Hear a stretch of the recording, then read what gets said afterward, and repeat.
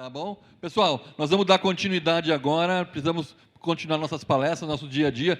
Eu quero chamar um cara que eu não gosto muito aí, que eu tenho uma certa rusga com ele, é um cara que eu me dou mal com ele, não consigo conviver, é difícil, uma pessoa de difícil convivência, mas ele costuma me chamar de irmão, não sei porquê. A minha irmã aqui até fica brava quando eu escuto que ele chamar de irmão, mas tá aí, né? Marcelo Borer! Vem aqui falar com a gente, vem cá!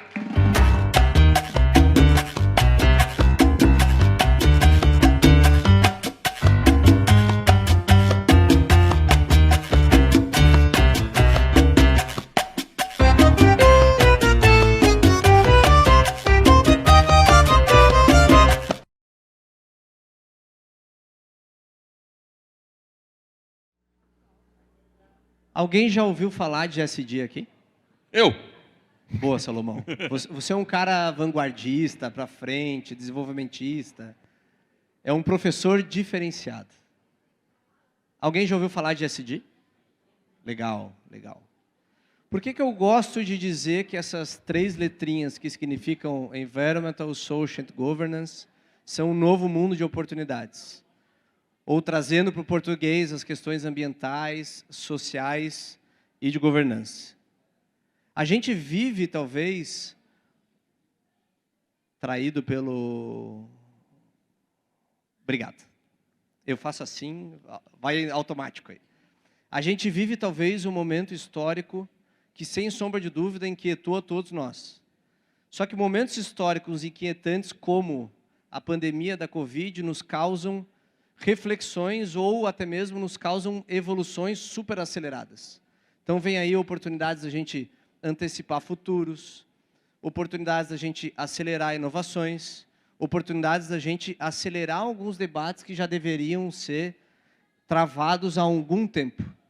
E o ESG, sem sombra de dúvida, entra nas nossas vidas como esse foguetinho que está aparecendo aí na tela, muito por conta de todos os impactos que a Covid tem causado no mundo. Mas é importante deixar claro algumas coisas que ele não é. ESG não é filantropia. ESG não é filantropia. ESG não é marketing. E tampouco a gente deve usar o ESG como marketing. Tem uma expressão cunhada no mercado que se chama greenwashing, que é quando você quer dizer que é e não é. E o mercado cobra com muita ênfase. E quando eu falo mercado, não só o mercado financeiro, que é da onde esse negócio vem com mais latência, mas, sobretudo, o mercado consumidor, o foco no cliente, o olhar ao cliente, o olhar àquele que talvez nos interesse mais. E ESG tampouco é abrir mão de resultado. E poderia citar inúmeros estudos, acadêmicos ou não, financeiros ou não, de uma fonte, de outra fonte, que demonstram que essa história de que cuidar do meio ambiente, ser sustentável, cuidar dos colaboradores, olhar o cliente, se preocupar com a governança da minha empresa, custa caro e não dá resultado. Então, ESG não é abrir mão de resultado. Mas é preciso dizer que o ESG é uma jornada. A gente não vai sair daqui, vai chegar na empresa amanhã e vai dizer a minha empresa ESG, conquistei tudo o que eu precisava. O ESG é um processo. E esse processo não começou na pandemia, não começou pouco antes da pandemia, ele vem evoluindo e vem sendo discutido ao longo de um bom tempo. E aonde ele começa? Com certeza vocês conhecem a ONU, e com certeza vocês conhecem o Banco Mundial. E aqui talvez comece um pouquinho do tempero de quem está falando sobre esse assunto. A ONU encomenda para o Banco Mundial, lá em 2004 aproximadamente, um estudo que se tornou conhecido como Who Care Wins, ou quem acredita vence, quem acredita colabora. E nesse estudo a ONU fez a seguinte provocação para o Banco Mundial. A gente precisa que os empreendedores se envolvam nos problemas que o planeta apresenta. É impossível o mundo empresarial não fazer parte desse debate. E esse relatório trouxe aí, talvez, um primeiro cunho de como envolver o mundo financeiro, como envolver as empresas nessa solução. 2 anos se passaram, foi criado o PRI, ou Principal Responsible Investment. É um grupo, nada mais, nada menos do que fundado por bancos, fundos soberanos, gestores institucionais de recurso, mercados de capitais de maneira diversa, aonde esses caras compartilham boas práticas sobre o ESG e vem numa crescente cada vez mais constante, porque entenderam que eu, investidor, que tenho lá 5, 6, 10 trilhões de dólares sobre gestão, não posso mais simplesmente buscar o lucro, porque senão esse cara não vai aguentar. Quando a gente fala de recurso ou de gestão de recurso, eu preciso pensar sempre no futuro. Então, se eu sou um fundo de investimento que procura alguma das empresas de vocês para investir o meu dinheiro, eu não vou procurar vocês pensando no amanhã. Eu vou procurar vocês pensando lá na frente. E quando a gente fala de um fundo de investimento que cuida, por exemplo, da aposentadoria do Corpo de Bombeiros dos Estados Unidos, esse cara está pensando daqui a 40 anos, daqui a 50 anos. E aí, não tem jeito. Se eu não cuidar desse cara, eu não vou ter investimento. E aí nasce o que é o ESG. E o ESG é um olhar do mercado financeiro sobre questões ambientais, questões sociais e questões de governança. E quando o mercado financeiro olha para o lado ambiental, ficou pequenininho para vocês, mas ele vai olhar para a gestão de resíduos, para como é que eu aproveito ou faço o reaproveitamento do uso da água, como é que eu minimizo o impacto do carbono, dentre tantas outras discussões que são possíveis no entorno disso. Quando ele olha para fatores sociais, não são poucos os estudos que demonstram que diversidade, que demonstram que ter uma empresa com colaboradores de diversas origens, de diversos gêneros, de diversas raças, faz uma empresa com melhores resultados. Não é de hoje também que se leve em conta qual é o impacto que eu causo na comunidade que está ao entorno do meu negócio. Qual é o impacto social do meu negócio. E isso, cada vez mais, deixa de ser ou uma moda, ou deixa de ser uma frescura, como muitas vezes eu ouvi dizer, e passa a ser cobrado por investidores. E quando a gente olha para o lado da governança, não tem mais espaço para evasão fiscal, não tem mais espaço para minha empresa não é transparente, minha empresa não se relaciona com o cliente. Experimenta fazer isso. É um post no Instagram que vira uma bola de neve sem tamanho e quando tu vê, a tua empresa está envolvida num tremendo debate, num tremendo desgaste, que talvez vá custar muito mais caro. Pode passar? E aí, se vocês querem falar de estratégia, ou querem pensar em estratégia, trago 4 provocações aqui que o ESG pode possibilitar a vocês olharem para o negócio de vocês. O ESG vai possibilitar olhar para a gestão de riscos.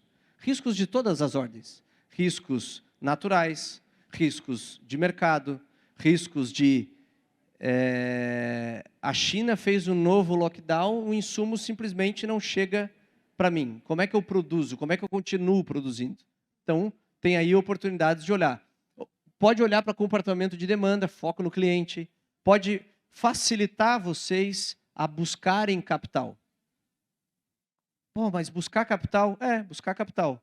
Não sei se vocês viram, final do ano passado, o Itaú, Banco Itaú, aqui, brasileiro, maior banco da América Latina, anunciou que vai destinar até 2030 400 bilhões de reais para empresas que quiserem desenvolver ou se desenvolver pautados nas temáticas do ESG. Para a gente ter uma ideia, hoje a carteira de crédito do Itaú é de 400 bilhões de reais.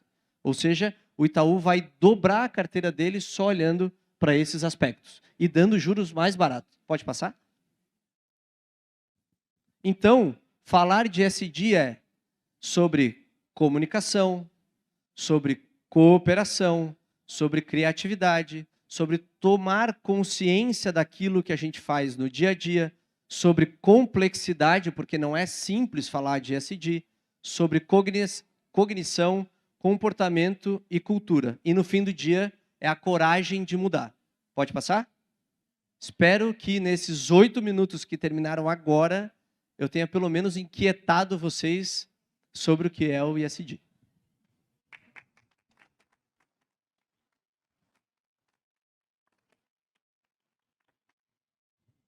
Muito obrigada, Marcelo. Pessoal, quem tiver Olá. dúvidas, pode levantar a mão que a gente leva o microfone, tá? É muito interessante essa pauta. Nós queríamos saber se temos algum case sobre o assunto que possa ser apresentado. Legal. Vou falar de um case. Alguém aqui já ouviu falar em BlackRock? BlackRock. BlackRock é gerida por um cara chamado Larry Fink. É o maior fundo de investimentos do mundo. BlackRock é o maior fundo de investimentos do mundo. O PIB do Brasil está estimado em 7 trilhões de reais, talvez. O Larry Fink faz a gestão de 10 trilhões de dólares, ou seja, mais do que 5 PIBs do Brasil. Esse cara é muito famoso por cartas que ele faz anualmente para 2 públicos-alvo. Público 1, para os clientes dele. Público 2, para os CEOs da empresa na qual ele investe. Então, eu estou dizendo para vocês que o cara que é gestor do maior fundo de investimento do mundo faz cartas anuais para esses 2 públicos-alvo. Na carta dele desse ano, ele disse algo super interessante. Eu olho para o ESG não porque eu sou um ambientalista. Eu olho para o ESG porque eu sou capitalista. O que ele quer dizer com isso? Ou a gente juntos pensa em como a gente vai conseguir manter os recursos naturais adequados, como que a gente vai conseguir cuidar da gestão dos nossos recursos pessoais nas nossas empresas adequados, como que a gente vai conseguir ser e ter cada vez mais transparência sobre aquilo que a nossa empresa faz, ou eu não vou conseguir ter bons resultados. E aí eu, Larry Fink, que faço a gestão de 10 trilhões de dólares, tenho um dever fiduciário, ou seja, o dever de cuidar e zelar do dinheiro de todos esses que confiaram em mim. E nesse meu dever, faz parte da minha obrigação olhar para isso aqui, porque senão eu não vou estar cuidando bem do dinheiro de vocês. Então esse é um exemplo, gente, que a gente pode pensar, puta, mas tu está falando do cara que é o gestor do maior fundo, experimenta aí no banco de vocês, então, e dizer assim, eu tenho um projeto ISD e quero tomar crédito mais barato.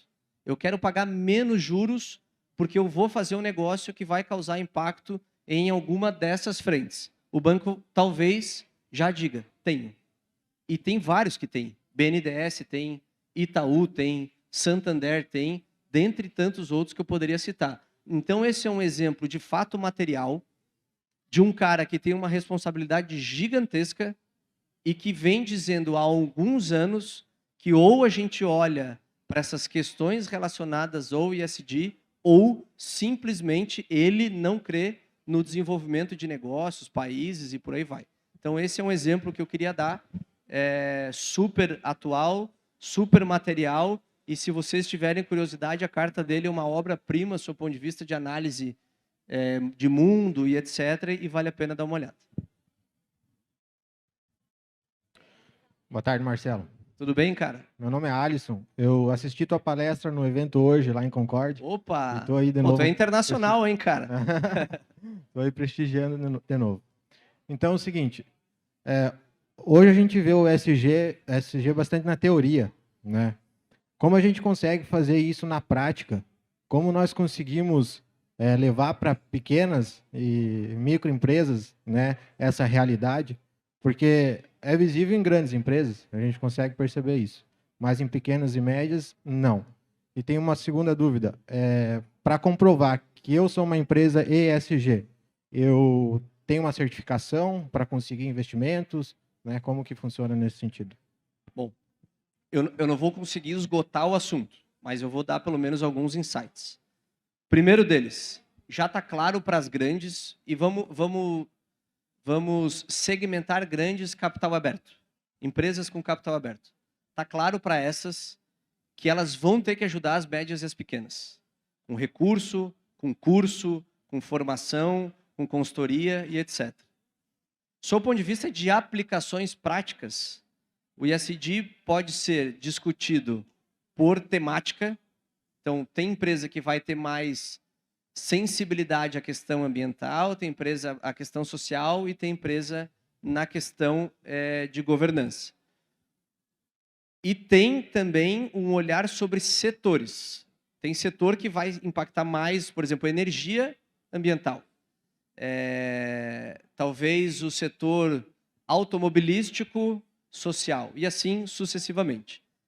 Então, a implementação do ESG começa por conseguir entender como eu estou nessa jornada.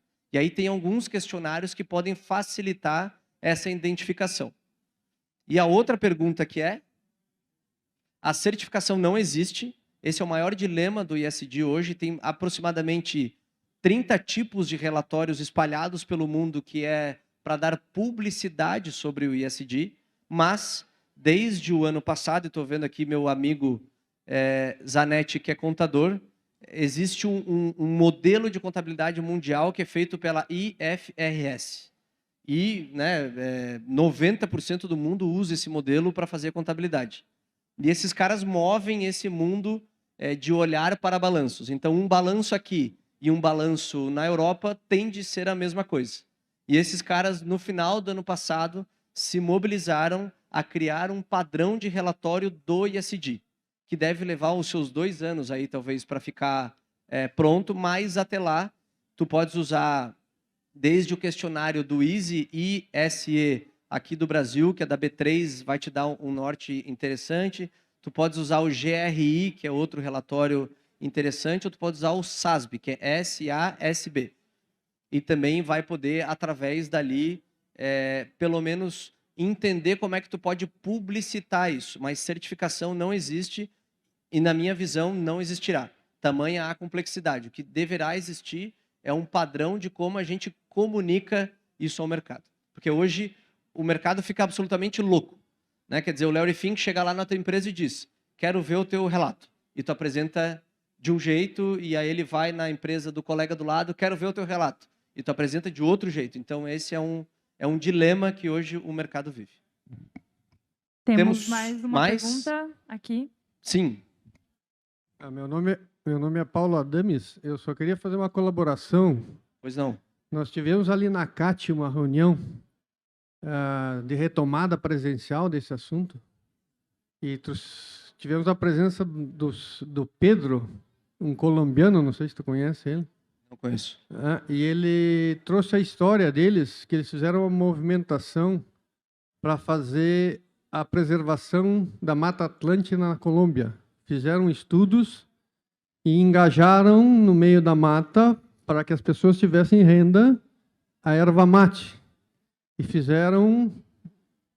Quero salientar que ele disse que ele é investidor, tá? E fizeram uma produção de energético. E que lá eles estão conseguindo, por esse cunho social, uma penetração no mercado sem muito custo de marketing e competindo com o Red Bull, tá? E ele contou também toda a história da formação da ESG, né? E mais 2 coisas, só para não ser prolongado, que ele disse é o seguinte, é que antigamente os contratos sociais das empresas era para ter um objetivo social. Hoje o contrato social, basicamente, está tendo a sociedade, os sócios, tá? E nesse novo formato, realmente tem que constar no contrato social uma atividade social que repercuta isso, tá?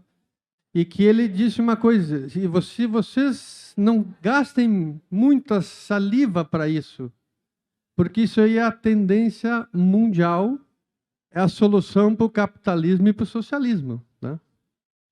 É isso. O próprio Larry Fink fala muito isso. Mais alguém? Fala, Marcelo. Completando a pergunta da Kat, né? O setor de tecnologia ele se diz um setor limpo. né, e mais alinhado com o ESG, o quanto isso, você considera isso verdade, o quanto as empresas de tecnologia precisam se adaptar para realmente ter uma estratégia ESG? Acho que... Cara, teu nome, desculpa? Felipe. Acho que tecnologia muitas vezes serve como um meio para alguma coisa. Então tem que ver aonde ela vai descarregar essa tecnologia dela. Quando a gente fala, por exemplo, de criptos e etc., tem um debate gigantesco sobre o consumo de energia. E aí o quão sustentável é essa moeda digital que teoricamente não tem papel, só faz uma transição online e por aí vai, é sustentável, por conta do alto consumo de energia que ela produz. Então, sobre o setor de tecnologia, ele é super derivado e, via de regra, ele é meio para alguma coisa. O que eu acho que a tecnologia vai ser provocado o tempo todo é como ela consegue, através da sua evolução, minimizar os impactos de algum serviço, produto ou processo que ela possa causar, como, por exemplo, o negócio das criptos, né? Já tem um imenso debate em como que consegue produzir cripto com um consumo mais eficiente de energia. É para acabar? Temos mais uma pergunta. Vamos lá. Boa tarde. Boa tarde. Qual é a diferença do ISO, do processo de ISO, que tem processos de sustentabilidade social, com o ESG? Eu acho que os ISOs são focados em alguma coisa.